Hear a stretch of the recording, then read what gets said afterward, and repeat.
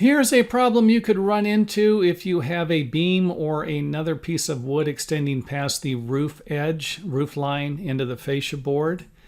And it might not seem like that big of a deal looking at this, but this picture right here is going to tell us a completely different story. So yes, this is some bad damage. And would it have happened if it was maintained? This is kind of something that I get, a lot of damage. You think, wait a minute, it starts off small and then gets bigger. Well, what happens if you actually stop it? Well, you're not going to have a problem. You can have a situation like this and never have a problem with it as long as the area is maintained regularly. And by that, I would mean however often needed to prevent the damage. So not put a lot of insight in there for you. So what would happen is the water would sit on top of the beam, and if it's level, it's going to stay there. It's not going to really roll off as easy. And I'm not saying that it's going to, you're going to have an inch of water on top of there. I'm not saying that at all. Any low spots or angles. If this beam is angled back a little bit, then the water is going to be heading towards the house. If the beam is sloping towards the outside of the fascia board, then the water is not going to be puddling up as much. But if it's level, it's going to get through the cracks and the gaps, and it's going to stay on top. And over time, what happens, and I've seen this plenty of times, is especially if you have termites. Termite digs a little hole up here, and now you've got the place where the water can seep into the wood a little faster.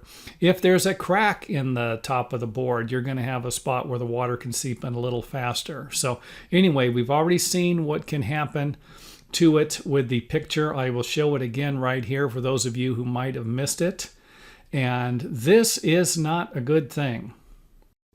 Now, the first solution I'd like to provide you with is simple, and that would simply be to get some type of a good caulking, something that is going to stick, and something that's a little more flexible, like a polybutylene. I think I said that correctly. And usually it's a window or a flashing caulking. And simply just caulk the area and watch it. Make sure that the caulking does not separate from the wood, which of course is what usually happens. And any water, of course, that would sit on top of here is not really much you could do about it using this method here. However, you could put a piece of metal, shaped metal, on top of the beam and have it go underneath the siding with some type of a lip here. If you just have this flat, well, you're going to have to seal it somehow. A lot of times, if you can just bend the metal up, you're going to be a lot better, prevent the water from seeping into the building.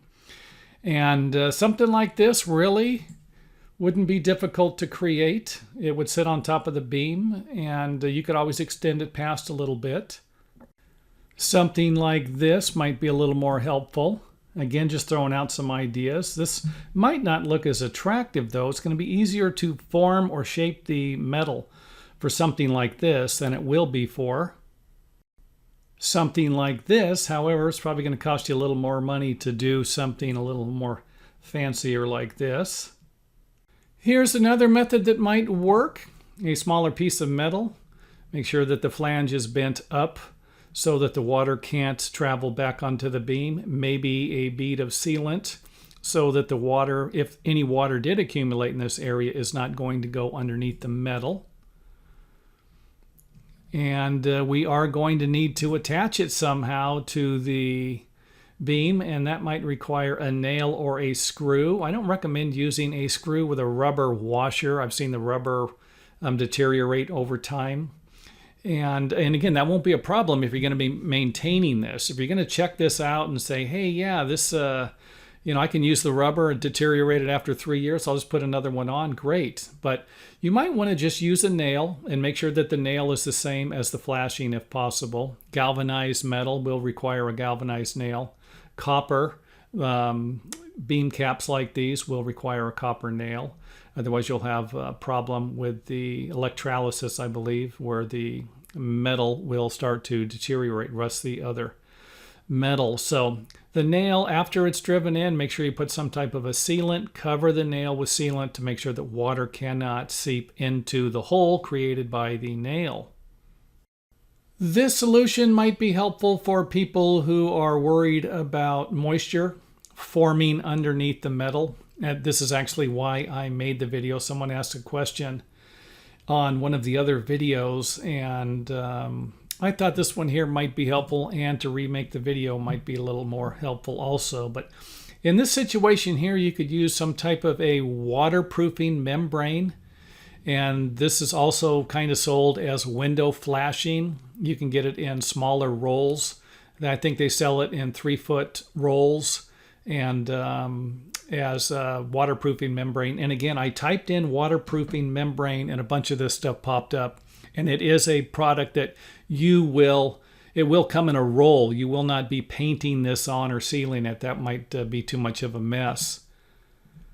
And then, of course, you would just simply cap the membrane with the shaped metal. And there you would have it. This right here would eliminate the moisture. Any moisture that got underneath the metal would have to somehow penetrate the waterproofing membrane. And that is it for this video. So I hoped it helped. And if it did, don't forget to hit the old thumbs up button. And any questions, feel free to leave them in the comment area. And remember, some of these videos that I made a long time ago might need to be updated.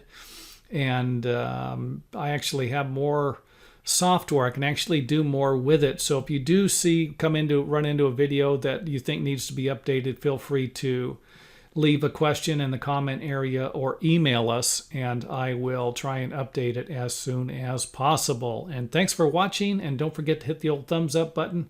Whether you like the video or not, just hit the old thumbs up button.